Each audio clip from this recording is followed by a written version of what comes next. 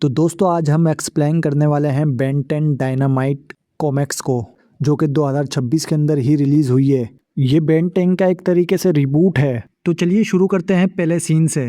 सबसे पहले हमें दिखाया जाता है कि घेरी खिला में एक बड़ा सा स्पेसशिप खामोशी से तैर रहा है। अंदर का माहौल बहुत संजीदा है, जहां विलगैक्स अपनी स्पेसशिप के अंदर खड़ा हुआ है और वो अपने ड्रोन से मुखातिब है। विलगैक्स भारी आवाज में कहता है, आखिर वो वक्त आ ही गया। कायनात की सबसे बड़ी ताकत और मेरी किस्मत का टकराव होने वाला है। इस पूरे यूनिवर्स को मैं एक ऐसी सल्तनत की तरह देखता हूँ जिसे मेरे कदमों में झुकना ही पड़ेगा।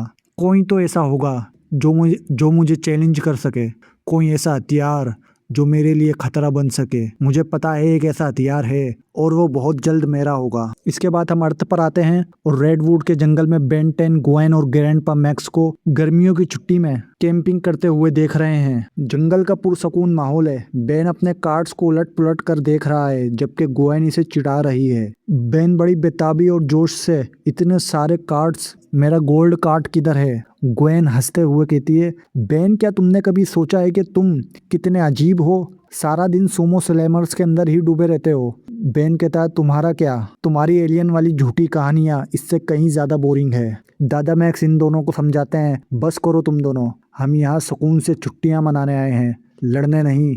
बेन फोन की तरफ हाथ बढ़ाता है, मगर दादा मैक्स इसे मना कर देते हैं। बेन कहता है, ग्रैंडपा, अगर मैं इसे गूगल कर लेता तो कितना आसान हो जाता, पर आपका ये नो डिवाइस रूल मुझे पागल कर रहा है। इसी बीच ग्वेन बेन से कहती है, कम से कम मेरे पेरेंट्स ने अपनी जान छुड़ाने के लिए मुझे घर से दूर नहीं भेजा। इसी बात पर बेन की तप जाती है और वो सारी चीज़ें तोड़ फोड़ कर, आग बुझाकर जंगल की तरफ भाग जाता है। ग्रैंडपा इसे रोकते हैं, लेकिन वो नहीं रुकता। अगले सीन में हम देखते हैं कि अचानक सुकून बिगड़ जाता है। आसमान पर एक आग का गोला तेजी से नीचे आता है और जमीन से टकराता है और एक जोरदार धमाका होता है। ग्वेन हैरान होकर, ये क्या था? इसकी एनर्जी तो बिल्कुल आम नहीं थी। बेन भी इसे देखता है और इसके करीब जाता है। वहाँ जमीन पर एक गड़ा है और इसके बीचों बीच एक अजीब सा कैप्सूल पड़ा है। जैसे ही बेन करीब जाता है, वो कैप्सूल खुलता है और एक घड़ी जैसी चीज उछलकर बेन के हाथ पर चिपक जाती है। बेन चिल्लाते हुए, ये क्या है? अरे कोई इसको उतारो। अचानक वहां पर आर्मी आ जाती है और उस जगह को ब्लॉक करने लगती है। फौजी ट्रक से उतरते हैं और पूरे इलाके को घेर लेते हैं। बेन एक दरख्त के पीछे छुप जाता है और इन सबको देख रहा है। फौजी लीडर, जिसका नाम कर्नल रोजम है, ध्यान दो, यहाँ एक हाई टारगेट है, इसे ढूंढ निकालो। तभी झाड़ियों से खौफनाक रोबोटिक भालू निकलता है और बेन पर झपटता है। बेन घबराकर अपनी घड़ी का बटन दबाता है। एक तेज रोशनी के साथ बेन का जिस्म बदलने लगता है और बेन पहली मर्तबा एक एलियन के अंदर तब्दील होता है, जो कि होता है 4 आर्म्स। जी हाँ, मेकर्स ने यहाँ पर एक बहुत बड़ी चेंज की है।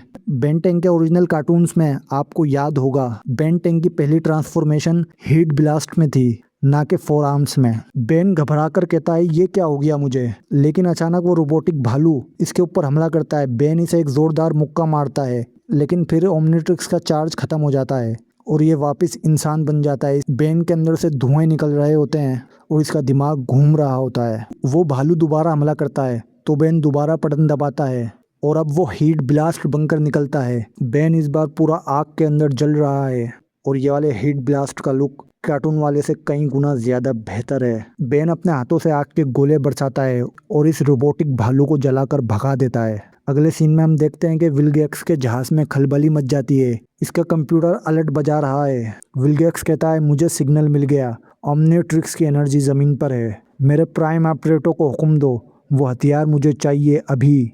और यहीं पर इस कॉमिक्स के पहले ही शो का एंड हो जाता है।